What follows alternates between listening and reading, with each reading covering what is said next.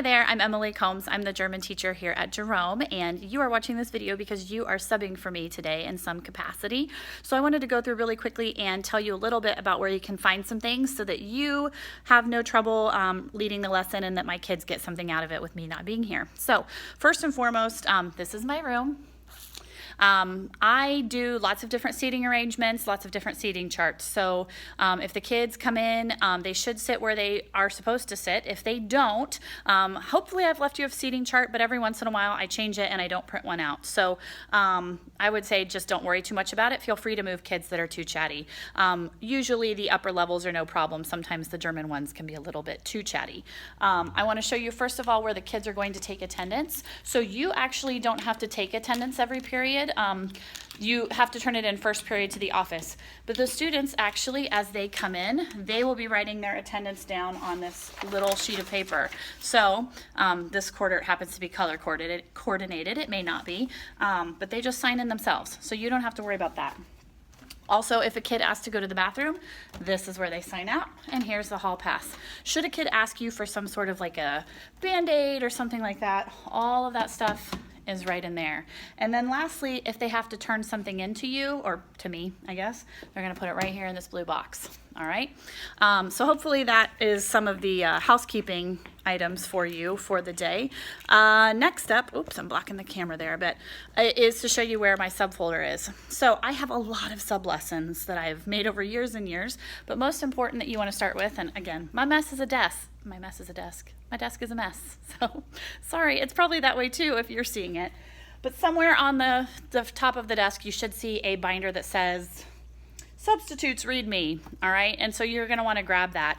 Once you get into that binder, you're gonna find all kinds of information, namely my schedule, where things are. So it's kind of the standard Jerome sub binder, okay? There's some passes there, attendance if you were to need it.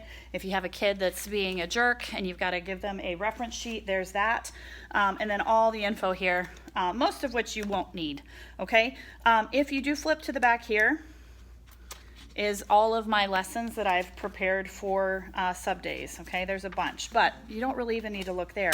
What you do need to do is go over here to that closet there. And the doors are open right now, but on the outside of it, it says Substitute Teacher Lesson Plans. So hopefully you can find it. I know sometimes when you're coming into a room you don't know. So there we go. On the outside of the closet is some signage for you. On the inside,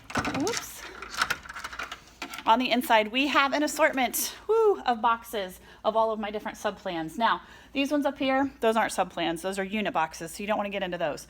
But anything that is yellow, that is a sub-plan. So on the outside, it's got labeled, and hopefully, I don't know if this is going to be backwards as you're reading it or not, but for example, you'll see it says sub-lesson Berlin, 1 day long. So that tells you obviously what it is and how long it's going to take. Some of them are longer, so sub-lesson documentary, 2 days long.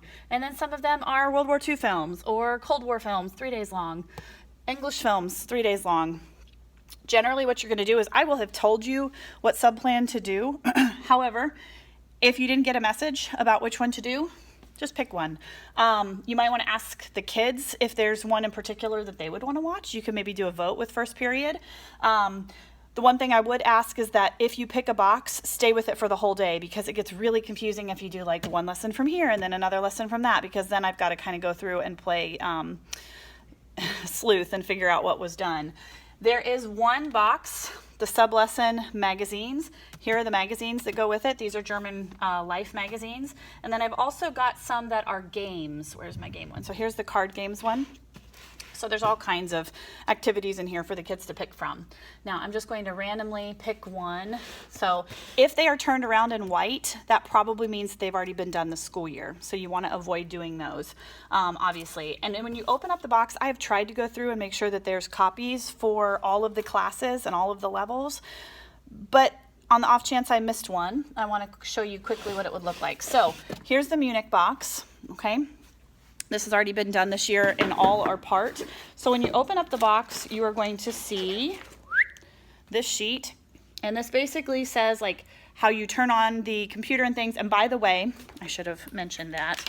The instructions for how to turn on my computer and my projector and the DVD player for all of these things is on the back of the binder, okay? It's not difficult, but you have to go through the steps. It's kind of annoying.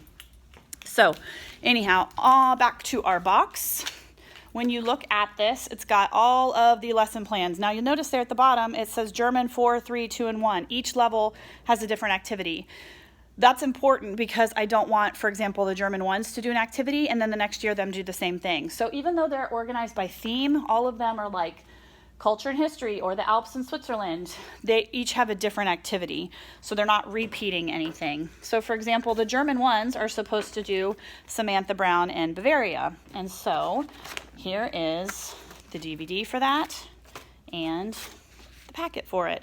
Now, if you get in here, you want to check and see, make sure that there's enough for every group. So this box is not, because we've already done it, but they're generally paper clipped by unit.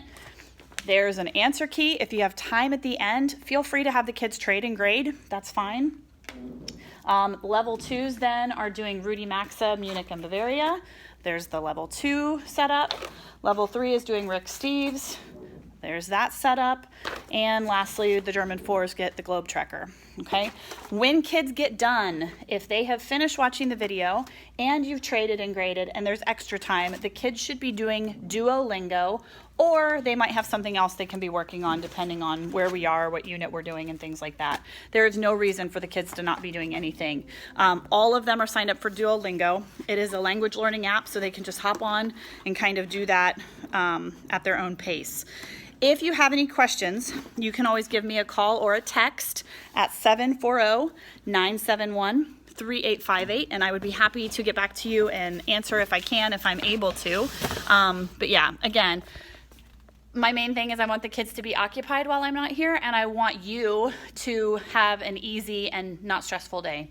So hopefully this will help ease you into subbing for a language that you might not speak. Now, if you do speak German, or if you have any German background, still go ahead and do these lessons, but feel free to, jump in, and if the kids have any questions with anything, you're welcome to assist. So thank you very much for subbing. I know that good subs are a vital part to our teaching profession because they allow us to focus on getting better when we are sick or taking care of things that we need to take care of when we're not here. So thanks again and have a good day.